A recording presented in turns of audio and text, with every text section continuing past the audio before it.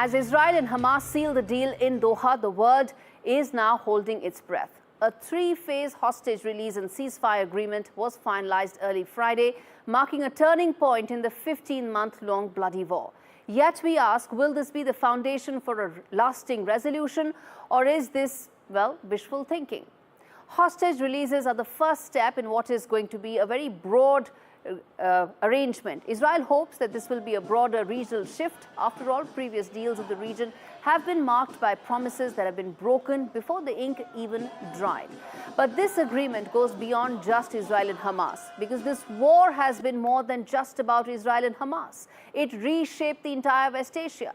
Lebanon is now looking at the promise of a political framework without Hezbollah calling the shots. Syria under Assad was once a key part of Iran's proxy network. But this war consumed Assad's regime, and with it, the present political order, which had an Assad in it for half a century.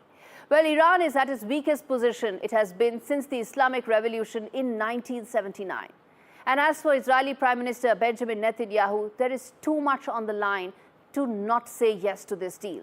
The deal offers an opportunity to cement its broader interests in the region. A weakened Iran may be more open to nuclear talks with the US. And with Netanyahu being in Trump's good books, Israel sees a huge opportunity to engage in negotiations that would be more favorable for it on a long-term basis. And post the ceasefire, the Trump administration may accelerate normalization of ties between Israel and Saudi Arabia, which could be another win for Netanyahu.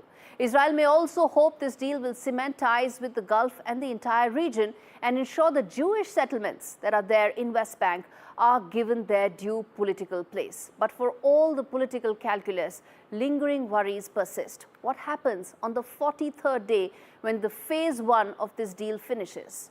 Previous ceasefires have collapsed at the first hint of violation. And there's no shortage of skeptics. Israel has been clear that not a dime will flow into Gaza reconstruction until Hamas is disarmed and sitting at the negotiating table. Well, this could mean too much, and it could actually mean a long-term stagnation for Gaza and the people of Gaza.